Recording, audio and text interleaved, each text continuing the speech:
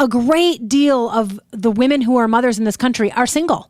And if we want to separate those out either through the church or through some kind of religious belief that says that, A is better than B, we're not going to get anywhere with helping them, loving them, lifting them up.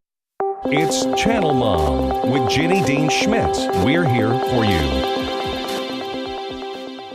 Brought to you by Pediatric Dental Group of Colorado, creating positive and rewarding dental visits for kids of all ages since 1977. I am pleased to have a personal friend of mine, Tracy Fagan, who is a dating coach for single moms and is the author of Gratitude, Giggles, and Grace. And she runs a website called datingsurvivalinfo.com. Tracy is very realistic and is not preachy about how a single mom can approach putting herself back out there, trying to find a husband to bring into her life, or even a friend.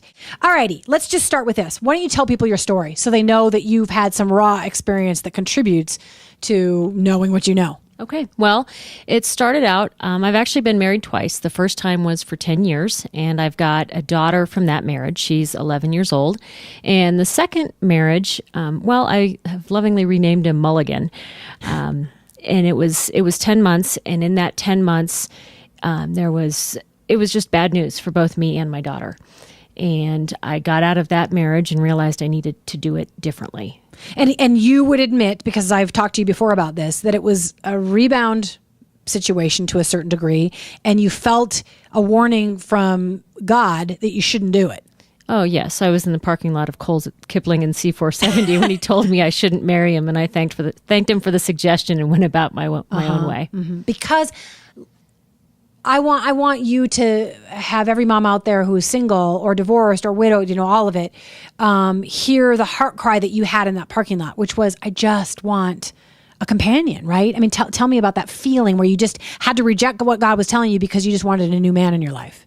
I was scared. I was petrified to live life on my own and to be out there with my daughter and deal with the emergencies of life, even the day-to-day of life. I just wanted a man to love me and cherish me. And I was so longing for that I was willing to pretty much do anything to get that. We've all watched Cinderella and Snow White and Prince Charming come riding in on the white horse. I wanted my Prince Charming. Yeah. Yeah. And there are a lot of married moms out there who would say that they don't even have Prince Charming. And I consider myself a woman who's very in love with my husband. I've known him since I was a little girl. But there are days I don't feel cherished and loved, and I'm sure there are days he doesn't feel cherished and loved. And so every woman identifies with what you're saying. They just want to feel cherished and loved and cared for and protected and all those things, even when they're married and sometimes don't feel those things.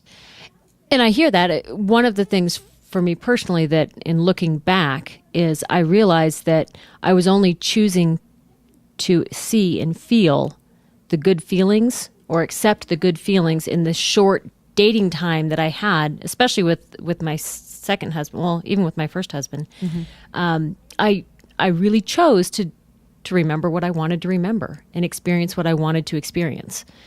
So I chose to ignore the red flags. Okay. Here's why I like to use you on this show as somebody who can help single people, because I believe that you come from a place of saying, wow, people have judged me. I have judged myself.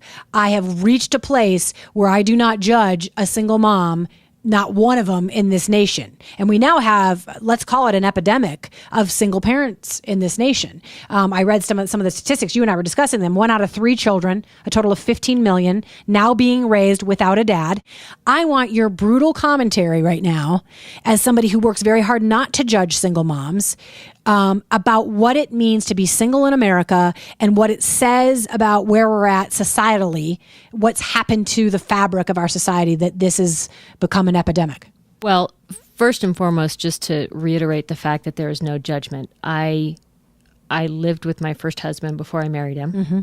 The second one, I didn't technically live with him, but I definitely had several drawers of my own stuff in his house and probably spent more time there than I did in my own residence before we married. So no judgment at all going out. But for me, one of the hard parts of cohabitating before marriage is the fact that all of a sudden you get really comfortable about playing house. And all of a sudden there's not necessarily any kind of urge for a deeper commitment.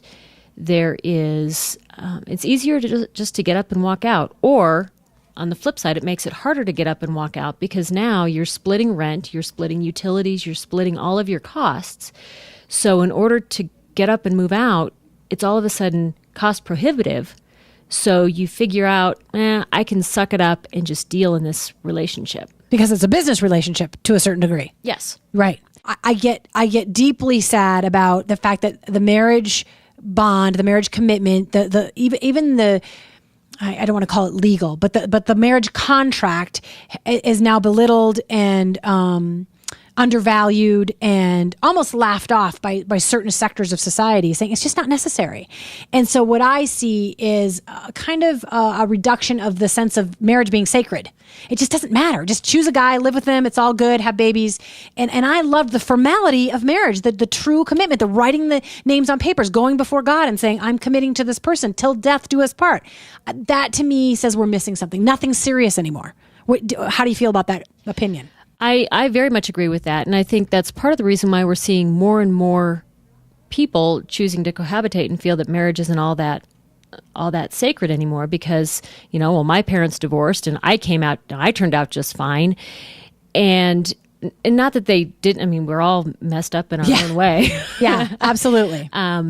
But there's all of a sudden this whole excuse of, well, marriage didn't work, so why do we need it? And so how much of the cohabitation sort of syndrome that we now have amongst a certain generation, mostly in their 20s, do you think has to do with hurt over their own parents not making it? I think there's a lot.